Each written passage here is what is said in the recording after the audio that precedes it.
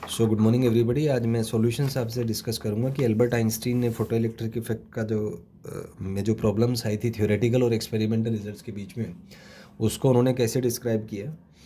तो इन्होंने solution provide किया था। Albert Einstein explained and provided solutions to the above problem by assuming that light is made up of photons and energy of light is related to the photon in a discrete manner and interaction between electron and photon is an instantaneous process जिसमें it absorb only certain photon of some specific energy wavelength which was also experimentally verified by atomic spectra। देखा होगा आपने कि atomic spectra में जो वो ये आपका लाइमन बाल्मर सीरीज़ वगैरह आती हैं, ये जस्टिफाई करती हैं कि केवल कुछ क्वांटाइज्ड फ्रीक्वेंसीज ही एक्सेप्टेबल होती हैं। तो पहले इसमें डिस्कस करेंगे solutions to the intensity problem. तो एल्बर्ट आइंस्टीन के अकॉर्डिंग जो इलेक्ट्रॉन का अब्जॉर्प्शन है ये कॉन्टिन्यूस नहीं होता बट डिस्क्रेट होता है, जिसमें एक फोटोन एक ही इलेक्ट्रॉन के साथ इंटरेक्ट करेगा। मान लीजिए ये कोई पार्टिकुलर इलेक्ट्रॉन है किसी मेटल के अंदर और ये फोटोन है, तो जब इनका इंटरेक्शन होगा, इस इंटरेक्शन में टोटल एनर्जी और टोटल मोमेंटम कंजर्व रहता है।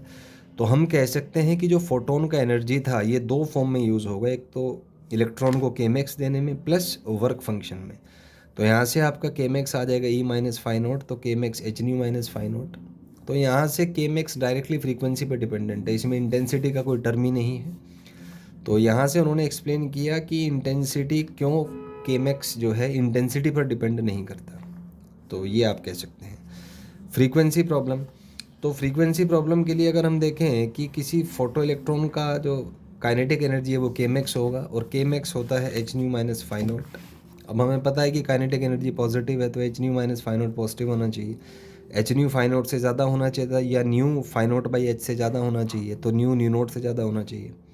तो ये एक्सपेरिमेंटली आपने प्रूव कर दिया कि फोटो इलेक्ट्रिक इफेक्ट अगर होगा और फोटो इलेक्ट्रॉन्स अगर बाहर निकलेंगे, वो केवल तब बाहर निकलेंगे जब फ्रीक्वेंसी एक पार्टिकुलर फ्रीक्वेंसी से ज़्यादा होगा, मतलब थ्रेशोल्ड फ्रीक्वेंसी एग्जिस्ट करता है।